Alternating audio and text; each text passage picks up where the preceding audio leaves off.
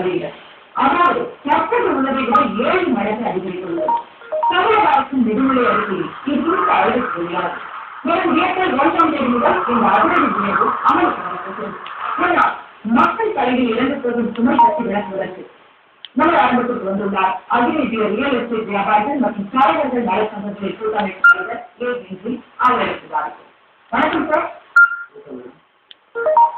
அதாவது இந்த நிலங்களின் வழிகாட்டும் மதிப்பு இது உயர்த்தப்பட போகிறதா ஏப்ரல் 1ஆம் தேதியில் உயரப் போகிறது அறிவு கொண்டிருக்கு. இதனால் பொதுமக்கள் எந்த அளவுக்கு நேரடியாக பாதிக்கப்படுவார்கள் அப்படின்னு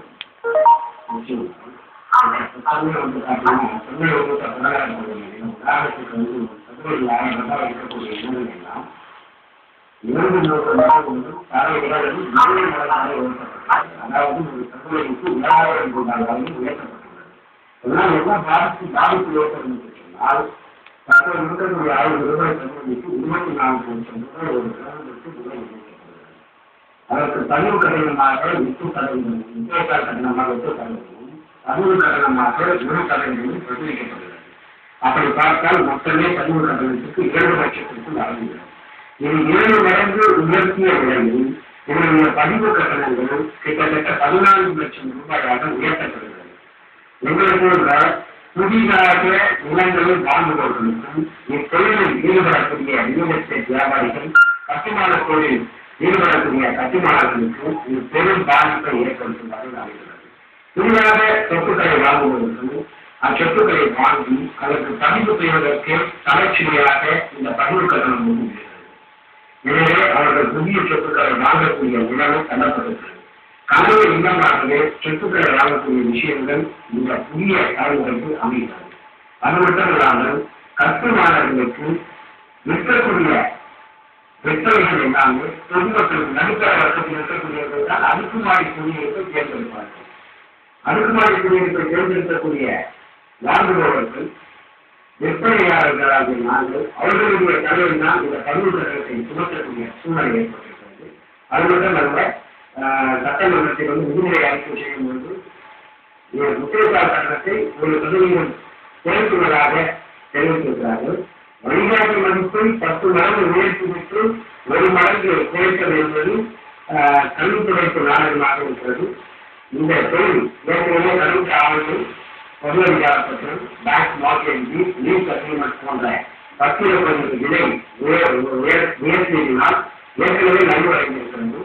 எந்த ஒரு துறையிலும் வருமானம் இல்லாத சூழ்நிலை தான் அத்துறையில் வருமான உயர்த்துவதற்கு வேண்டிய நடவடிக்கை எடுக்க வேண்டும். பத்திரப்பதிவுத்துறை கடந்த ஆண்டு 5000 கோடி ரூபாய்க்கு மேல் வருமானம் வந்தது. இந்த ஆண்டு சுமார் 6500 கோடிக்கு மேல் வருமானம் வந்தது.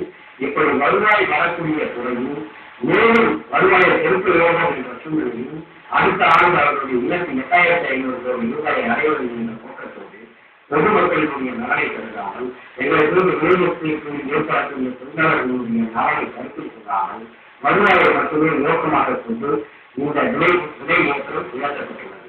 எனவே நடுத்தர மக்கள் அதிகப்படியாக பாதிப்படையாது என்றும் இந்த சந்தேகம் இல்லை.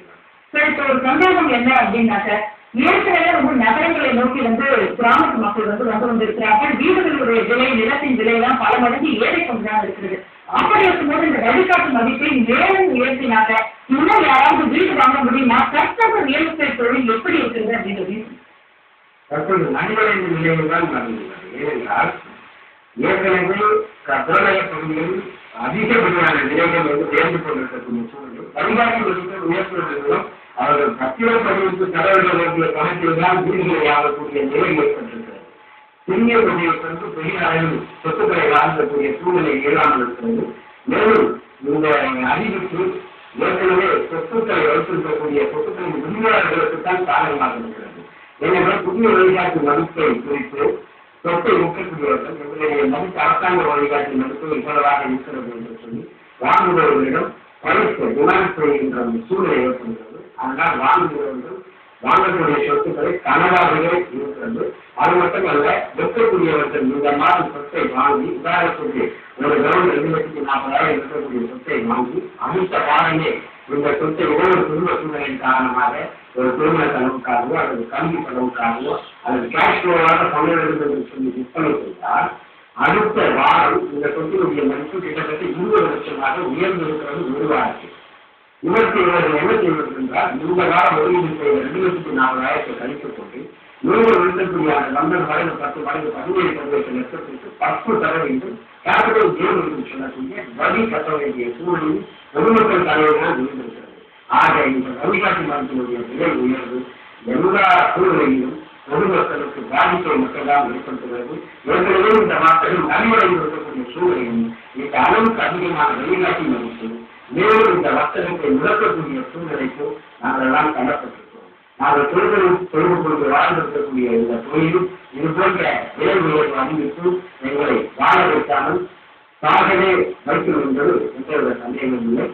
மேலும் தமிழக அரசு இதை உடனடியாக கருத்தில் கொண்டு இந்த விலை உயர்வை நியாயமான விலையை உயர்த்தியோ அல்லது முதன்முதலும் சொத்துக்களை வாங்கக்கூடிய நடுத்தர ஏழை மக்களுக்கு தள்ளுபடி அளித்தோ அல்லது முக்கியத்தால் விலக்கு அளித்தோ குறைக்க வேண்டும் என்று கலைஞர் செய்தியின் சார்பாக தமிழக அரசு சிலதான் நீங்க வந்து தெளிவா சொல்லிருக்கீங்க, பொதுமக்கள் எந்த அளவுக்கு நேரடியா பாதிக்கப்படுவாங்க. இன்னொரு ஒரு விஷயம் என்னன்னா, ரொம்ப நகைச்சுவையா அந்த ரியல் எஸ்டேட்டை பற்றி தற்போது என்ன சொல்றாங்கன்னாக்க, அதாவது சென்னைக்கு மிக அருகில் விழுப்புரம் திடீர்மங்களா அப்படின்றது இது போன்ற அரக்கோணம்லாம் இருக்குது, இது போன்ற விளம்பரங்களை பார்த்துதான் தெரிந்து கொள்கிறோம் அப்படின்னு நகைச்சுவையா சொன்னாங்களோ. உண்மைக்கு இருக்க வெளிநாட்டில் சென்னைக்குள்ள வந்து இடம் வாங்க முடியாது ஒரு சாமானிய மக்களால அப்படின்றதுதான் உண்மை. அது கூட இருக்கிறது. திண்டவனம், விழுப்புரம் அதுபோன்ற இடங்களில் இடம் வாங்குவது கூட இன்னும் கேள்விக்குறியாகிவிடும் அப்படின்ற ஒரு நிலையில நீங்கள் தமிழக அரசு ஒரு கோரிக்கை வைத்திருக்கிறீர்கள். நேரடியாக தமிழக அரசைக்குள் சந்தித்து நீங்கள் இந்த கோரிக்கையை வைத்தால் நடக்கும் என்று நினைக்கிறீர்களா? இந்த வழிபாட்டு மதிப்பு குறைவதற்கான வாய்ப்பு நீங்க நினைக்கிறீர்களா? முன்னாடியே ஆலோசனை முத்தாளக்கூடிய அமைப்பு பேச்சு நடத்த வேண்டும் என்று சொல்லி ஒரு முறைக்கு பல முறை நாங்கள் செய்தி வாங்கினார்கள். நேரடியாக முதலமைச்சருடைய தனி பிரிவிலும் மனுக்களை கொடுத்தோம். தமிழ்துறை தலைவர்களும் சந்தித்தோம். மாநில மாநாட்டிலும் கோரிக்கை வைத்தோம். இது மட்டுமல்ல, தமிழ்துறை பிரச்சனைகள் இருக்கிறது. அதாவது இது மட்டும்தான் வழி கிடையாது. தற்போதுத்துறை வருமானத்துறை உயர்த்துவதற்கு அநேக வழிகள் இருக்கிறது. இதை குறித்து நாங்கள் தமிழக அரசுக்கு கடிதம் மூலமாக ஆலோசனை வழங்கியுள்ளோம். என்ன காரணம் என்று சொல்வது தமிழக அரசு எங்களை அழைத்து பேசவில்லை. எனவே இந்த உயர்வு பொதுமக்களுக்கு அதிகப்படியான பாதிப்பு கனவு இல்லமாகவே இல்லத்தை வாழ்வது கனவாகவே அணிகிறது என்பதுதான் முற்றிலும் உண்மை. நிதர்சனமான உண்மை என்ன அப்படின்றத எங்களுடன் எங்களோடு பகிர்ந்து கொண்டமைக்கு நன்றி சார். தற்போது ஒரு இடைவேளை, அதற்கு முன் இடைவேளை.